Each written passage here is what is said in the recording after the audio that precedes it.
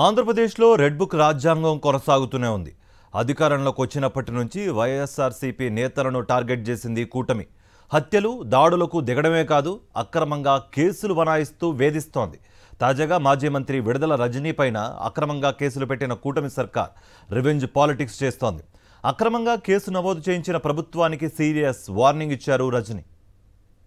కూటమి ప్రభుత్వం అధికారంలోకి వచ్చినప్పటి నుంచి పల్నాడు జిల్లాలో అరాచక పాలన మొదలైంది.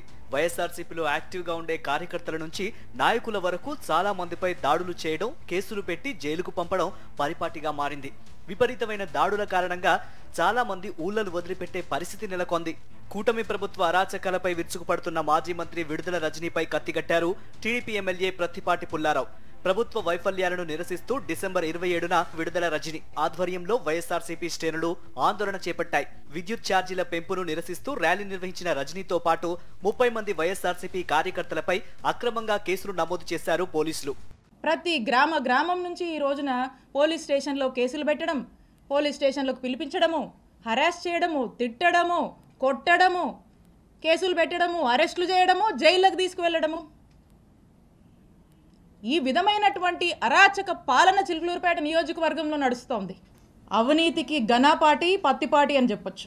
అంతటితో ఆగకుండా మాజీ మంత్రి విడుదల రజనీపై అక్రమంగా ఎస్సీ ఎస్టీ కేసు బనాయించారు. చిలకలూరిపేటకు చెందిన పిల్లి కోటేశ్వరరావు అనే టీడీపీ కార్యకర్త 2019లో రజనీకి వ్యతిరేకంగా సోషల్ మీడియాలో పోస్టు పెట్టడంతో పోలీసులు కేసు నమోదు చేశారు. అయితే తనను పోలీసులు వేధించారంటూ కోటేశ్వరరావు హైకోర్టును ఆశ్రయించారు. దీనిపై పోలీసులకు నోటీసులు జారీ చేసిన న్యాయస్థానం విచారణను ఫిబ్రవరి 2వ తేదీకి వాయిదా వేసింది. హానరబుల్ హైకోర్టు పోలీసులని రిమార్క్స్ అడుగుద్ది ఈ కంప్లైంట్ సంబంధించి. తర్వాత దీన్ని ఫిబ్రవరి 2nd వీక్కి పోస్ట్ చేస్తుంది. ఇంత ఈ ఆర్డరు. ఈ ఆర్డర్లో ఏమీ కూడా నా మీద కేసు ఫైల్ చేయమని, ఎఫ్ఐఆర్ కట్టమని ఏమీ లేదు. హానరబుల్ హైకోర్టు నుంచి ఏ డైరెక్షన్ లేకపోయినప్పటికి కూడా ఇక్కడ పోలీసుల్ని ప్రెజర్ చేసి జనాల్లోకి కోర్టే విధించమని చెప్పిందని కోర్టుని మిస్లీడ్ చేస్తూ నా మీద కేసు కట్టారు, ఎస్సీ ఎస్టీ అట్రాసిటీ పెట్టారు. ఈ విషయంలో న్యాయస్థానం ఎలాంటి ఆదేశాలు ఇవ్వకపోయినా చిలకలూరిపేట ఎమ్మెల్యే పుల్లారావు ఒత్తిళ్లతోనే పోలీసులు తనపై కేసు నమోదు చేశారని మండిపడ్డారు విడుదల రజనీ. జరగని విషయాన్ని జరిగినట్టు కట్టుకథ అల్లి అక్రమంగా కేసు పెట్టించారన్నారు.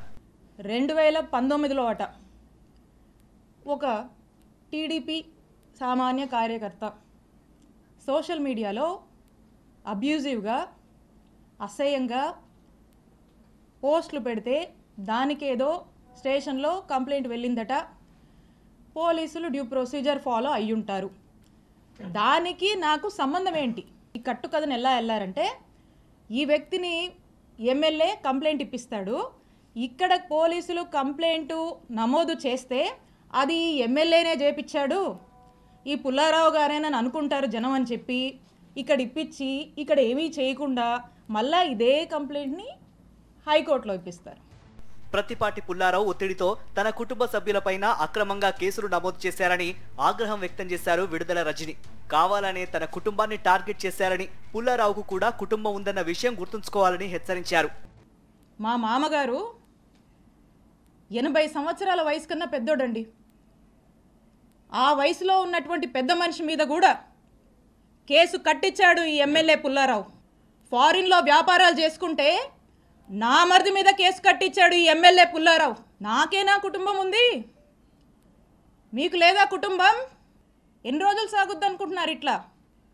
ఈరోజు నా కుటుంబాన్ని, మా వైఎస్ఆర్ కాంగ్రెస్ పార్టీ నాయకుల్ని, కార్యకర్తల్ని మీరు ఇబ్బంది పెడతా ఉన్నారు. పుల్లారావు గారు, మీకంటూ ఓ రోజు వస్తుంది, గుర్తుపెట్టుకోండి. వైఎస్ఆర్ కాంగ్రెస్ పార్టీ అధికారంలోకి రాగానే పుల్లారావు ఎక్కడికి పారిపోయినా వెతికి తీసుకువచ్చి వడ్డీతో సహా చెల్లిస్తామని వార్నింగ్ ఇచ్చారు రజనీ. తన కుటుంబం జోలికి గాని, వైఎస్ఆర్సీపీ నాయకులు, కార్యకర్తల జోలికి గాని వస్తే అదే రేంజ్లో పరిణామాలు ఉంటాయని హెచ్చరించారు.